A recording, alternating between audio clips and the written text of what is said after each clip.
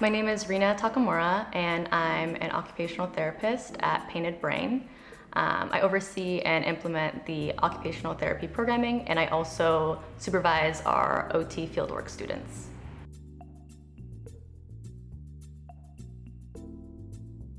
So we do a variety of different programming. We offer individual and group therapeutic services, both in person and online. We work in a variety of settings, from out in the community to at treatment centers at different mental health organizations throughout Los Angeles and in the surrounding communities as well.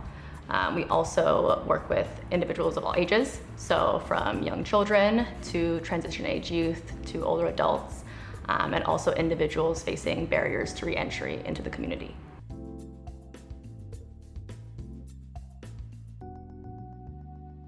Yeah, so I think there's a lot that OT can do for mental health. First of all, we're kind of a really underutilized profession in this setting, but I think that there is so much that we can offer. One being that we really look at the whole person.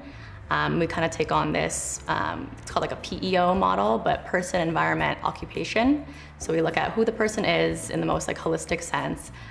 We look at their environment, kind of what environment are they in, and then also the occupation component. So what is occupying their time? What are these meaningful activities that they are either engaging in or not engaging in due to their mental health?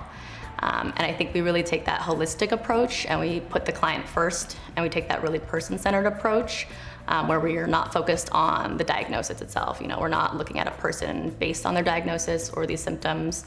We're just looking at who they are and what they're doing. And we don't try to pathologize, and we don't try to diagnose them. And we really just look at, what are they doing? What are these barriers that they might be facing? How can we help them occupy their time in a more meaningful and health promoting way so that can support their overall mental but also physical health?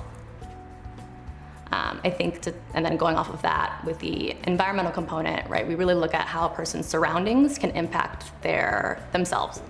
And so as OTs, we have a really good understanding of the environmental impacts and also in one individual's sensory processing patterns and preferences and how both of those play in on each other. And so if a person is, really dysregulated or stressed or anxious, right, instead of just, telling them to relax or, trying to take more cognitive approaches to self-regulation, we can look at how can we structure their environment so that it's a more supportive and more calming place. How can we utilize their sensory preferences and maybe, use like a weighted vest or a weighted blanket, or have them squeeze a stress ball or smell different, essential oils. We really use the sensory system, and we help them figure out these different techniques and different strategies to approach self-regulation and manage their emotions.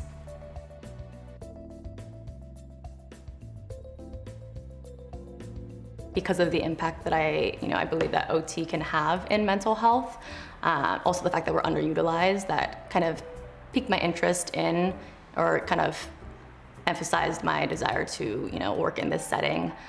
Also personally, mental health wasn't something that was really talked about a lot, or it wasn't something that was very prevalent kind of growing up, and it wasn't something that was openly communicated. And I think there is still a lot of stigma and misunderstanding around mental health diagnoses, but also just mental health in the community. And so that not being that open to it or aware of it growing up, and also realizing that me myself, there's like some struggles with mental health that I've experienced, and I've also had close family and friends also struggle with mental health, and I've lost a couple friends to suicide.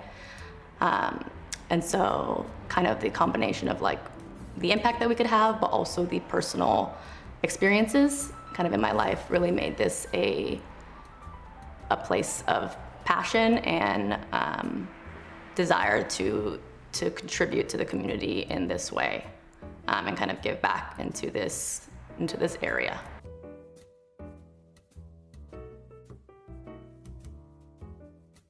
A lot of what we do with clients is helping them be able to kind of self-regulate so that they can then better engage in these meaningful occupations, and also then occupy their time in a way that's supportive and health promoting.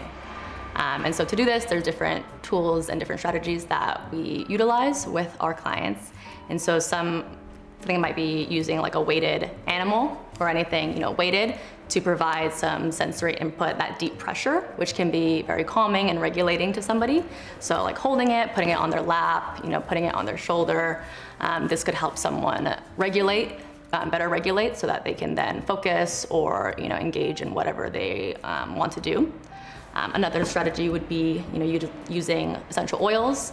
Sometimes these can be either alerting or calming, and so utilizing different scents in a way that can either alert somebody if they need more input to then engage, or if they need something more calming and relaxing to help reduce anxiety, manage their emotions, so that they can then also engage in an occupation.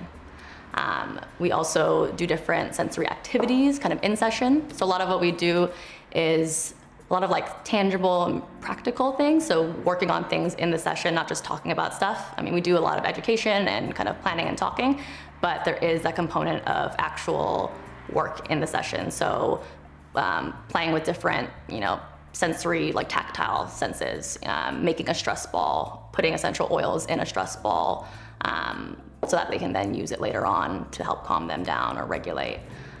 There's also a assessment that we sometimes will conduct.